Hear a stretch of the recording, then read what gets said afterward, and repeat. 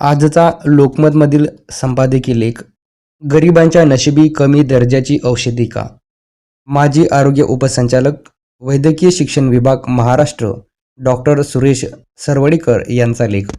औषधांचा दर्जा सर्वत्र सारखाच असतो का? नाही. तुमचा देश गरीब की श्रीमंत यावर तुम्हाला काय दर्जाची औषधे मिळणार हे ठरते.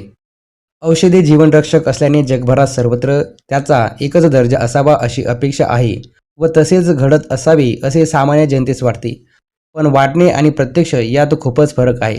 औषधाचा दर्जा जागतिक स्तरावर व स्थानिक स्तरावर सध्या एकच नाही. देशाच्या आर्थिक व तांत्रिक क्षमतेनुसार त्या देशात वेगवेगळ्या दर्जाची औषध निर्मिती केली जाते. अलीकडचेच उदाहरण घ्या. भारतातून आयात केलेल्या खोकल्यावरील औषधामुळे गांबिया देशात 70 मुलांचा मृत्यू झाला व जागतिक आरोग्य संघटनेने त्यांच्या वापरावर प्रतिबंध आणला. तेव्हा भारतीय औषध नियंत्रण प्रशासन जागे झाले. सदर औषध भारतात वितरित झालेले नाही असे म्हणून त्यांनी हात वर केले. किती हा दुट्टप्पीपणा! गरीब राष्ट्रांना लस पुरवण्याच्या पार्श्वभूमीवर भारतीय औषध उद्योग फार्मसी ऑफ द वर्ल्ड म्हणून गणला जातो. उत्तम दर्जाची औषधे अत्यंत वाजवी किमतीत सर्व जगभर निर्यात केली जातात. या पार्श्वभूमीवर गांबियामध्ये झाली ती भारतीय औषधांच्या दर्जाबद्दल गांभीर्याने विचार करायला लावणारी घटना आहे. पण अशा अपघातातून आपण खरोखरीच काही शिकतो का? तर नाही. खोकल्याच्या औषधात डायइथिलीन ग्लायकॉल या विषारी रसायनाच्या मात्रेमुळे यापूर्वी काही घटनांत मृत्यू झाले होते. ज्यामुळे मृत्यू होत नाही पण दुष्परिणाम होतात अशा अनेक घटना तर उघडकीलाही येत नाही. जगाच्या बाजारपेठेत औषधे 1 उच्चतम, 2 न्यूनतम व 3 न्यूनतम कामचलाऊ अशा 3 दर्जाची असतात. उत्तम दर्जा या दर्जाची औषधे सुरक्षिततेच्या बाबतीत अद्ययावत व सुधारित असतात. अद्ययावत तंत्रज्ञाने उत्पादित केली जातात. याला CGMP दर्जाची औषधे म्हणतात. ती श्रीमंत देशामध्ये उत्पादित केली जातात व तांत्रिकदृष्ट्या अद्ययावत देशाकडून निर्यात केली जातात. न्यूनतम दर्जा या दर्जाची औषधे जागतिक दर्जाची परंतु तांत्रिकदृष्ट्या सुरक्षिततेच्या बाबतीत दर 2 वर्षांनी अद्ययावत केली जातात.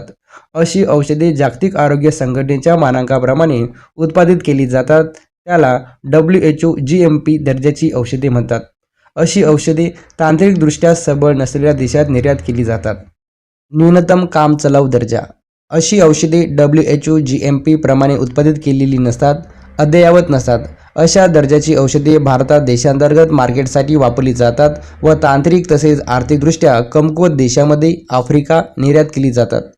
नवीन औषधांचे संशोधन मुख्यत्वे श्रीमंत देशांमध्ये होत असल्याने तेथील जनतेच्या रोगावरील औषधाचे प्राधान्याने संशोधित केली जातात.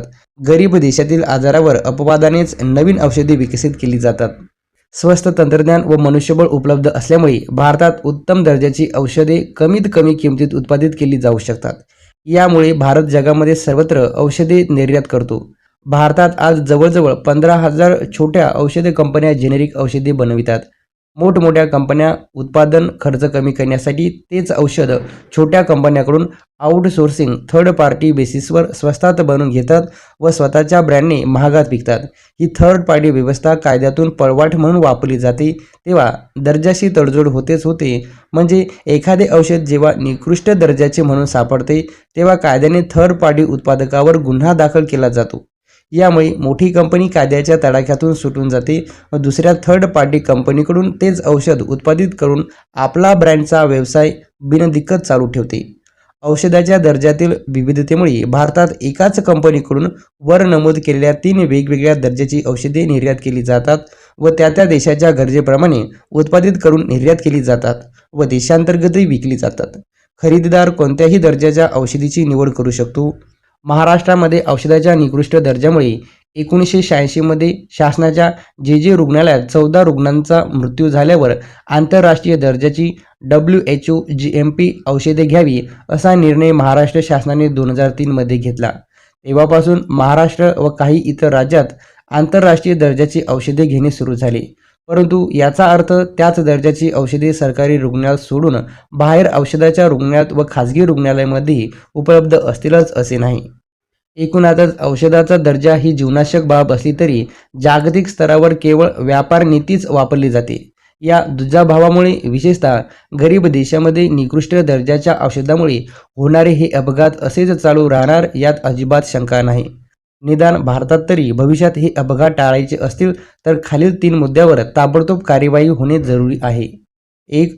जगभर एखादा सर्वोच्च दर्जाची औषधी उपलब्ध करणे, उत्पादित करणे व आयात निर्यात करणे औषध उत्पादकांना बंधनकारक करणे जरुरी आहे. 2.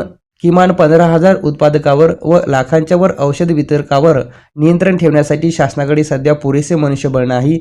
दर्जा तपासण्यासाठी पुरेशा सुसज्ज प्रयोगशाळाही नाहीत. ही व्यवस्था तातडीने करणे. 3. सध्या औषध उत्पादकावर गुन्हा दाखल करून शिक्षा झाल्याची उदाहरणे अपवादानेच आढळतात. त्यामुळे उत्पादकावर कायद्याचा वचक व भीती अजिबातच नाही, तो निर्माण करणे महत्त्वाचे आहे. औषधाचा दर्जा हा केवळ व्यापार व नफ्याशी निगडीत न राहता जनतेच्या आरोग्याशी निगडीत ठेवणे अत्यंत महत्त्वाचे आहे. अन्यथा देश व जगभरात निकृष्ट दर्जाच्या औषधामुळे गरीब लोकांचे प्राण असेच जात राहणार.